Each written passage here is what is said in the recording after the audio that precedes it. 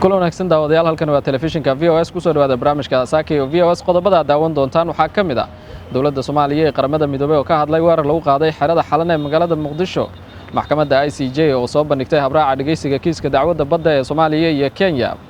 wasaaradda diinta iyo waqaafta iyo culimada Muqdisho oo ka wada hadlay xakamaynta COVID-19 wasaaradda caafimaadka Soomaaliya oo agab caafimaad iyo daweyn gaarsiisay magaalada Garbaharre ee gobolka Gedo maamulkii hore ee gobolka Sanaag oo xilka ku wareejiyay maamulka cusub ee gobolkaasi loo soo magacaabay ciidamo ka mid noqonaya kuwa gorgorna waxaa tababar loogu qaaday dalka dibadiisa iyadoo maalin ka hor Muqdisho ay ka soo degeen 200 askarta gorgor ah oo tababar ku soo dhameystay dalka Turkiga qodobada ay ku kale aad ku daawan doontaan barnaamijka Saaki iyo VOS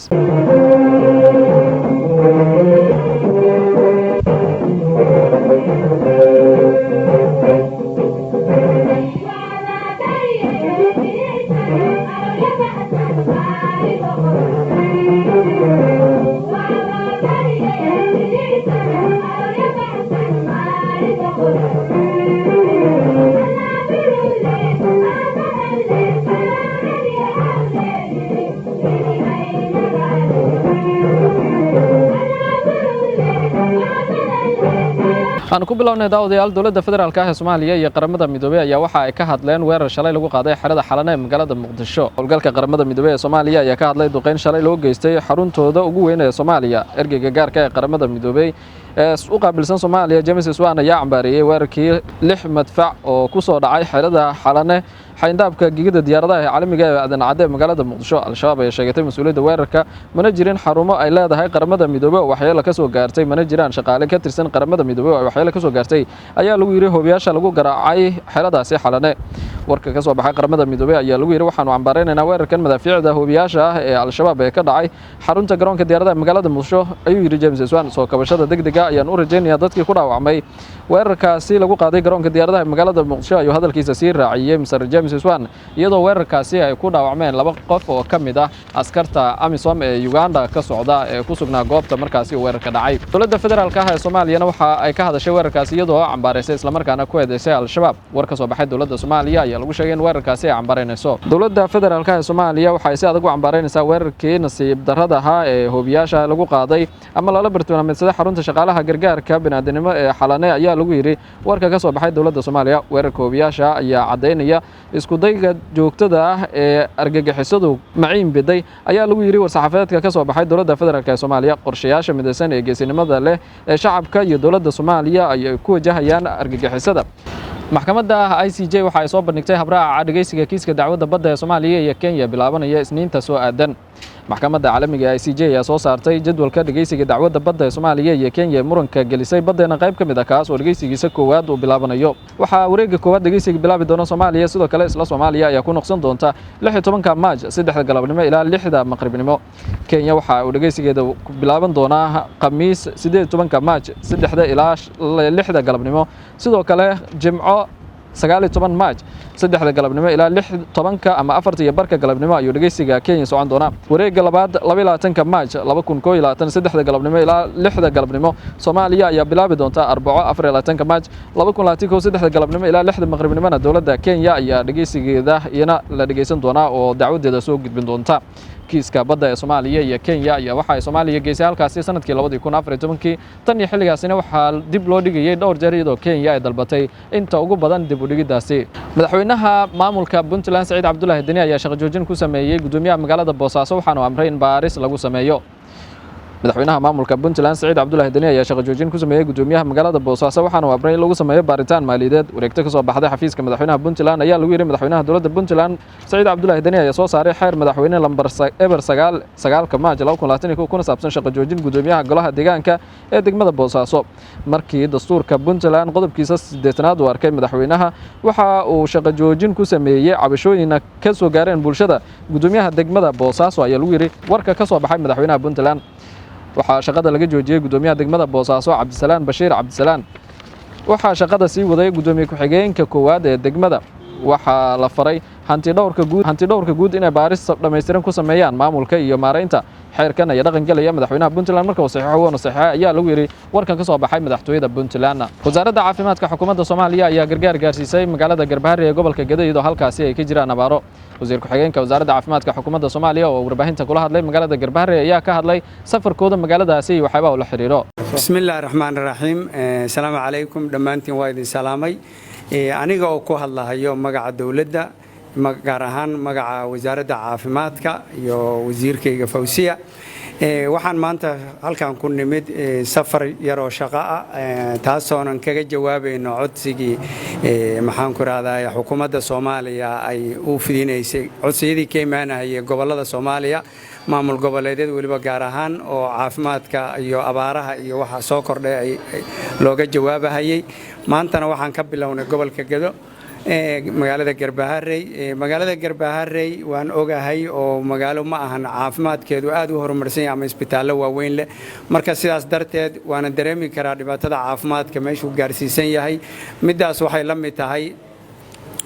gobolada Soomaaliya oo dhan baana sidaas oo kale caabuqan COVID-19 oo aad u dhibaateeyay laakiin gobolka Gado wuxuu uga duwan yahay gobolada kale oo Soomaaliya wuxuu xuduud la leeyahay laba wadan oo cudurrada qaba marka dadka soo galayo goboladaas kale ka imaanaya aad buu u fara badan yahay taasna waxay ku sii badinaysaa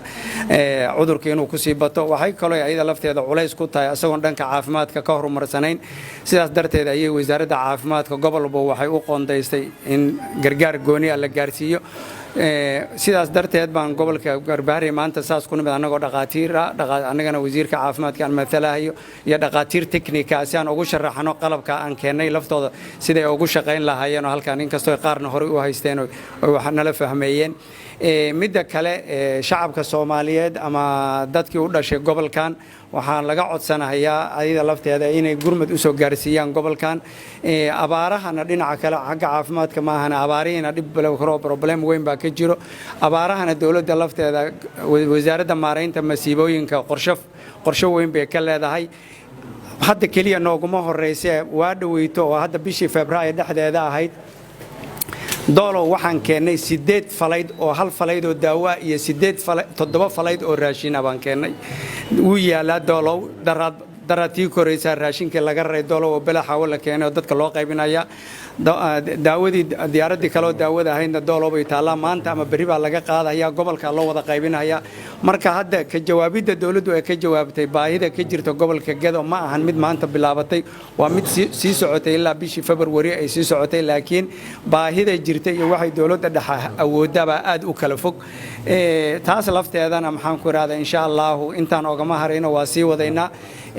dadka gobolkan u dhashayna waxaan ka codsanaynaa inay gacan naga geystaan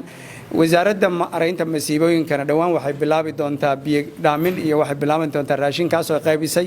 annaguna wali si hoosaan in la soconaynaa xaaladda caafimaad ee gobolka siday tahay marka waxba yaana warka ku badan inay kulayl baa la taagan yahay marka aad baan in kaga mahad celinaynaa sida adeer aadan guuleed Cabdi Guuleed noo soo dhaweeyay iyo gudoomiye ku-xigeenka degmada Garbaharre iyo dhaqaatiirta iyo wasiir Awxirsi iyo ururka haweenka iyo dhammaan maxaan ku raadayay doctoreysada MCH-ka gabadha kaliya oo ka furtay Garbaharre aad baan ayadana ugu mahad celinaynaa waana kaalmaynaynaa waxaan awoodno marka waxooyana warka badinina waa dawladuna waa gacmahan waa in la garab taagan tahay shacabka Soomaaliyeed iyo dadka gobolkan u dhashayna ayaga lafteedana waxaan rajaynaynaa inay baaqan ka jawaabaan waadna ku mahadsantihiin gobolada Soomaaliya oo dhan bayna dhibaatadan ka jirtaa mid gobolka Gado kaliya ma ahan laakiin gobolada oo dhan baa idin la qaba taasna qalbiga ku deg waxaan hadda maanta halkan keenay daawooyinka test rapid oo coronavirus-ka lagu sameeyo kuwaasoo ayagana xoogaa aad u badan wakhtigaana ku filnaan doono. waxaan keennay oo kale daawooyinkiisa caadiga oo dadka la siin jiray. waxaan kaloon keennay makiinadihii oksijiinka hadday ahaayeen kuwii oksijiinta samaynahaya oo makiinad weyn oo dee barayskaa la gelinaya iyada oksijiinta kuu samaynayso dee inkastoo in wax badan aboonin 3 makiinadood baan keennay. qalab oo waxaan keennay ventilationka qalabka maaska iyo maxaan ku yiraahdaa waan keennay. waxaan keennay oo kale wixii kale oksijiinka lagu sameynayaan keennay. waxaan kaloon keennay wixii ventilationki maaski disinfectantigi waxyaabaha guwaanti wax fara badan baan keennay. marka insha Allah waa wax un dhiig joojin fiican ah. hadhowna haddii un baahi kala timaado amaba dadku ay insaan ka sii badato waa waxaan wax la intaan ma ahan intii ugu dambeysay ma waa intii ugu horeysay. ilaahay waxaan ka rajaynaynaa intaan in ka badan ba in ilaahay maxaan ku raahdaay ummadan lala soo gaaraan ka ciidamo ka mid noqonaya kuwa gorgorna waxaa tababar loogu qaaday dalka dibadiisa iyadoo maalin ka hor Muqdisho ay ka soo degeen ku dhawaad 400 askari oo tababar ku soo qaatay wadanka Turkiga. wasiirka gaashaandhigga iyo taliyaha ciidanka lugta ayaa warbaahinta kula hadlay goobtii sagootinta lagu sameeyay ciidanka ka mid noqonaya gorgor ee tababarka lagu qaaday wadanka Turkiga. Turkiga dufcadan hadda tababarka labaad u socoto Turkiga dhamaan waa salaamintiina. Assalaamu calaykum wa rahmatullaahi wa barakaatuh. maanta waa farxad. waxaan u jeednaa dhalinyaro Soomaaliyeed oo tababarkooda asaasiga ahaa ku dhamaystay Soomaaliya haddana u socdo Turkiga si ay u soo tababartaan ay dalkooda dib u soo laabtaan. waxaa saaran waajib tababarkaas in si fiican ay u soo qaataan sidii taliyaha sheegay dalka ku soo laabtaan ay difaacaan dalka dadka iyo diinta Soomaaliya inay difaacaan baa looga baahan yahay. waana fursad dad badan oo Soomaali ah ay helin oo idinka maanta hasheen fursadan ka faa'iideysta. ciidamada Soomaalida aan dhisayno waa ciidamo shacabka Soomaaliyeed naftooda iyo maalkooda iyo diintooda difaacaya way. loogama tiragalin cid kale inay dhibaato u geystaan dalkooda inay mas'uuliyadii dalkii ay qaataan dalkooda difaacaan cir iyo dhul iyo badba inay difaacaan. dadkii difaaca lahaa dalka dhiigooda u hori lahaay waa idinka. aniga dawlad ahaana diyaar baan u nahay inaan xuquuqdiina asaasiga ahaa ilaalino. dhinaca siyaasadda inaan si fiican idinla shaqayno waxyaabihii loo baahnaa ciidanka aan diyaarino. waad ogsoontihiin dalkeena codow haysta codowgaas ku soo duulay oo al-shabaab la yiraahdo nolol u ogoleen dadkeena baabi'inayo tuulooyinka gubayo dadka barakicinayo oo dhibaatada Soomaaliya u geystay. waxaa la rabaa in dadkaas aad cirib tirtaan dalkeena idinkoo diintiina iyo dadkiina iyo dawladdiina magaceeda ma aragtay ku shaqaynayo oona u dhaartay. waxaan idin rajaynayaa kulligiina guul. hore u soo guulaysteen tababarkii hore dhamaysteen haddana tababar labaad u socotaan. guula idin rajaynaynaa. waxaad aragteen shalay dhalinyaradii imaatay oo idin la mid ahaa oo Turkiga ka soo laabtay tababartay kumaandooska ahaa sidii ay ahaayeen muuqaalkooda iyo diyaar garowgood oo ummadda Soomaaliyeed meel kastaba ay ku faraxday. waxaan rajaynayaa ummadda Soomaaliyeed inaad aad iyo aad ugu farxi doonto. waxaan baaq u diray ummadda Soomaaliyeed meel kasta ay joogto. dal fiican aan leenahay bad iyo bari iyo cirba nagu falan. waxaa u baahannahay dad inaan helno dad oo fikirayo dalkooda difaacayo dalkooda khayraad ka soo saaranayo ummadaha kalena kula dhaqmayo si wanaagsan ciddii ku xadgudubtana iska celin karo. taasaa loo baahan yahay. marka ummadda Soomaaliyeed waxaan leeyahay meel kastoo ay joogaan ciidankiina codow idinkuma aha. waa ciidan dhismay tababarkiisa hore qaatay kii labaad ku socdo. cadowga ummadda Soomaaliyeed inuu ka ilaaliyo dalkan amnigiisa ilaaliyo khayraadkiisa ilaaliyo mustaqbal caruurta ilaaliyo looga talagalay. marka waxaan leeyahay ummaday Soomaaliyeed meel kastoo aad joogtaan garab istaaga ciidankiin. ciidan siyaasadeed ma aha waa ciidan dawladeed ummadana looga talagalay. marka inaad garab istaagataan baa idinku baahan yahay meel kastoo aad joogtaan. walaalahan Turkiga waa mahadsantihiin tababaradan iyo mar kastaba nala diyaarinaysaan ciidankan waa mahadsantihiin walaal noolaad tihiin innagana waa ogaan doonaa taariikhda insha allahu iyo xiriirka labada dal waa ogaan doonaa waana ilaalin doonaa abaalkiina maalin maanta ahayn oo aan ka awood badanaan gudi doonaa marka idinkana aada u mahadsantihiin waxaan afka madaxweynaha iyo afka ra'iisul wasaaraha mar labaad iyo mar saddexaadba idinku salaamaya idinkoo ciidamadii hadda socda tababarka hadda u socdo waxaana afkooda ugu mahadcelinayaa dawladda Turkiga iyo shacabkooda aad iyo aad u mahadsantihiin guul gaara sida fiican u barta yakiin aan waxba baran inaan isku mid ka dhigin warbixintana waa naloo soo gudbin doonaa haddii ilaahay yiraahdo waxaan rajaynayaa inaad tababar dhammaystiran oo dalkiina aad ku anfacdaan aad soo qaadan doontaan ciidamadii gorgor oo idinka horreeya Soomaaliya guul bay u soo jiideen iyo magac adunkuna aad guul u soo jiidi doontaan haddii ilaahay yiraahdo waxaan rabaa inaan ku khatimo walaalaha iyo Turkiga waxaan naga go'an si daacada inaan idinla shaqayno hadday ahaan lahayd dugsiga halkan ku yaal iyo hadday ahaan lahayd dhammaan xiriirka ciidan ee naga dhaxeeya waddanka Turkiga naga dhaxeeya anigu taliyaha ciidanka dhulka u ahay si dhow baan idinla shaqaynaynaa waxaan ka faa'iidaysanaynaa tababarkiina waxaan ku faraxsannahay gacan qabashada aadna siinaysaan waana ku mahadsantihiin wasaaradda diinta iyo sidoo kale awqaafta xukuumadda Soomaaliya culimada Soomaaliyeed ayaa waxa ay shir ku yeesheen Muqdisho uga wada hadleen xakamaynta caabuqa COVID-19 shirkaasi culimada ka qayb gashay waxaa ka mid ah Sheekh Cabdul Xayy iyo sidoo kale wasiirka diinta iyo awqaafta oo halkaasi kula hadlay warbaahinta ayaa waxa ay ka sheekeynayaan waxyaabaha ay ku heshiyeen iskuna afgarteen culimada iyo sidoo kale wasaaradda isugu yimaadeen culimada Soomaaliyeed gaar ahaan mudarrisiinta iyo khudabada oo looga hadlayay COVID-19 duurka ay culimadu ku leeyihiin si bulshada loo wacyigeliyay aan isugu imaanay waxaa la isla qaatay maadaama cudur halis uu yahay adduunka oo dhan saameyn xoog leh oo ku yeeshay ummadda Soomaaliyeedna ay aad ugu nugushahay cudurkan asbaabaha jira daraadood iyo adeega caafimaadka oo inagu yar inay tahay ka hortagga iyo iska jirku inay tahay daawada ugu muhiimsan saas daraadeed khudabada iyo aimada masaajidadu inay doorka ugu horeeya ay ka qayb qaataan sidii barnaamijkaasi ay uga wacyigelin bulshadooda kaysaanba culimadii Soomaaliyeed dadkii ugu qiimaha badnaa qaar ka mid ah meeshii inoo fadhiya dakaatirtii baa meesha wada fadhida intaasna waxaa keenay xanuunka maanta bulshada Soomaaliyeed hayo sidii wax looga qaban lahaa taa doorkaas oo runtii ay wasaaradda muxuu ahaayo ka soo shaqeysay kulankan waxaa agteeda fadhi wasiirkii awqaafta arrimaha diinta wasiir ku xigeenkii iyo howlwadeenadii muxuu ahaayo wasaaradda way wada joogaan runtii sharaf ay inoo tahay kulankan oo mubaaraga inaad nagala soo qayb gashan waxaana la cadeeyay khatarta maanta cudurkan uu leeyahay iyo diin ahaan inay waajib tahay si wada jir ah bulshada Soomaaliyeed inay uga wada hortagaan haddii ay ahaan lahayd hooyooyinkii haddii ay ahaan lahayd ganacsatadii haddii ay ahaan lahayd macallimiintii dugsiyada quraanka macallimiintii iskoolaadka jaamacadaha qeybaha kala duwan bulshada oo dhan qof walba wixii kaga aadan sidoo gudan lahaa tan kale ahbaabi culimadeena sharafta leh markii salaadii la galaayo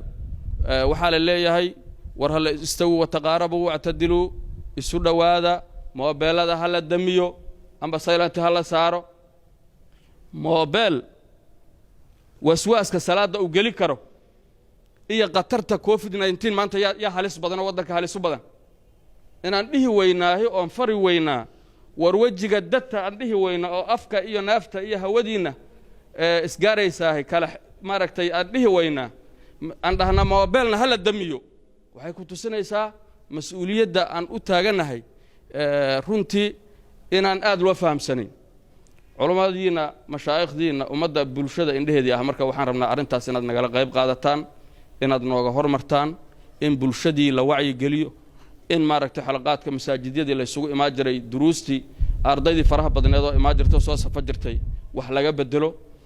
khayraadkii lama zuuli karo lama baabi'inayo hala joojiyo sax ma ahan laakiin waxaa muhiima in maaragtay tartiibta iyo shuruudaha iyo talooyinka khubarada ay noo soo jeedinayso inaan qaadano ayaa muhiim ah in sidaan hadda aanu kala fognahay oo kale loo kala fogaado in wajigii la xirto in ducooyinka la badiyo in adkaartii la badiyo in ilaahay loo laabto subxaanahu wa tacaala. maamulka cusub ee gobolka Sanaagna waxa uu xilka kala wareegay maamulkii ka horeeyay madaxweynaha Puntland ayaa dhawaan magacaabay gudoomiyaha gobolka Sanaag ee Puntland waxaana uu xilkaasi ka qaaday gudoomiyihii isaga ka horeeyay. munaasabadda xil wareejinta ayaa ka dhacday magaalada Baran ee gobolkaasi Sanaag waxaana labada gudoomiyey sidoo kale mas'uuliyiinta Puntland ay u dirtay xil wareejintaasi ay ka hadlayaan sida munaasabadaasi ay u dhacday. aad iyo aad baan runtii uga mahadcelinaynaa kasoo qaybgalka xafladan xil wareejinta labada gudoomiye gudoomiyihii hore ee gobolka iyo gudoomiyaha cusub gobolka. runtii gudoomiyihii hore ee gobolka waxaa la tilmaamay hadda waxqabadkii muddada uu joogay wuxuu qabtay systemka maanta ama horumarku ku yimi horumarada aan tilmaamayno ama dowladnimada aan maanta isticmaalayno wuxuu ka ahaa qeyb weyn. waxaa isbedelkaas gobolka ku yimi ninka hormuudka u ahaa, laakiin wuxuu ku yimi horumarkaasu systemka iyo dowladnimada ka hirgashay gobolka ayay ku yimaadeen horumarada maanta ka socda oo lasoo tilmaamay. runtii waa u mahadcelinaynaa. haddana waa oday sii joogi doona sida hore ka caddeeyana taladiisa iyo tamartiisaba insha allah la garab taagnaan doona dowladda iyo maaragtay shacabkaba. caliyo madasaabkii hore inoona aadna inooku warramay inoona khudbadeeyey kaftanna inooku daray. marka ugu horeeya aad iyo aad baan cali usoo dhaweynayna waana sii saagootinayna ma tegaye de xafiiska umaan ka saagootinayna. waxaanu soo dhaweynaynaa barasaabka hadda cusub Siciid Badmaax. barasaab kusoo dhawo waanu leenahay gobolka aada u dhalatay xilkiisa lagu dhiibay. waxaan aada u guurinayaa halka hadda laga sameeyo cashuurta qolada degmada iyo gobolkana waxaan leeyahay haddii aan cashuur la helin ama magaalada la socon magaalada dee dhaqaalaheeda mise dakhligeeda barana maanta waa isku filan tahay in degmooyin kale ay gacanta u dhigato ama laga kabo maaha. intaasna waxay ku iman kartaa iyadoo la wada shaqeeyo gacanta la isqabsado maamul iyo magaalada. intaa ayaan kusoo gabagabinaya. assalaamu calaykum. intii aan la shaqayn jirnay nin sharaf leh runtii mudan in lala shaqeeyo aqoon leh aqoon-yahanaa bay ahaayeen. Siciid waxaan leenahay Siciid kusoo dhawow xilka maanta lagu tiriyey runtii waa xil aada u weyn oo mug weyn. waxaa lagu dhiibay dal iyo dowladnimo. dadkan waa dad dowladeedaana waa dad dalkooda iyagu oo raba in wax loo qabto hase ahaatee siisabiyaqaan wey. gudoomiyaha cusubna waa soo dhaweynaynaa gudoomiyaadna waa kula shaqaynaynaa haddii alla yari. waxaan ka codsanaynaa in nalala shaqeeyo oo qofka dambiilaha ah oo aan soo qabanno aan nala oran ninkan waa fiicnaa xaggu ahaa aan naloo iman. intaas ka codsanaynaa. waxaa magaalada ka codsanaynaa shacab fiican baa magaalada jooga maasha Allah aad bay u shacab fiican tahay. shacabka magaalada aad buu u fiican yahay way nala shaqeeyaan wayna soo dhaweeyeen si fiican bay hadda shaqada noola wadaan. waxa weeye 9kii bishii 3aad 2021 waxaan halka isugu nimi inaan xilkii gudoomiyenimada gobolka Sanaag ku wareejiyo Siciid Axmed Jaam. insha Allah waxaan wareejinayaa qalabkii xafiiska oo ah 24 kursi oo caag ah 3 kursi oo kuwa adaga 2 miis oo kuwa kan hortiina ka muuqda ah kabarka aragtaan 1 computer 1 printer 22 fayl oo faylashii shaqada ah kale oo wareejinayaa liiskii shaqaalaha xarunta gobolka, liiskii isimada, liiskii cuqaasha oo ku cadfolya baagada xarunta gobolka iyo gaarigii gobolka. insha allahu intaasaan kusoo gebagabeynayaa. wuxuu ka soo hadlay guddoomiye waxqabadkiisii, aniguna waxaan kelmad iyo laba ka odhan doonaa waxa aan qabanayo. marka ugu horeysa dhammaantiin waa idin soo dhaweynayaa, bulshada reer Sanaag dhammaan waa soo dhaweynayaa. waxaan idinka codsanayaa inaad ila shaqaysaan, aniguna waxaan rajaynayaa inaan idinla shaqayn doono si daafran. guud ahaan daawadayaal barnaamijka Saaka iyo VOS waa inaginta barnaamijkan kan xigay intaan ku kulmayno nabadgelyo.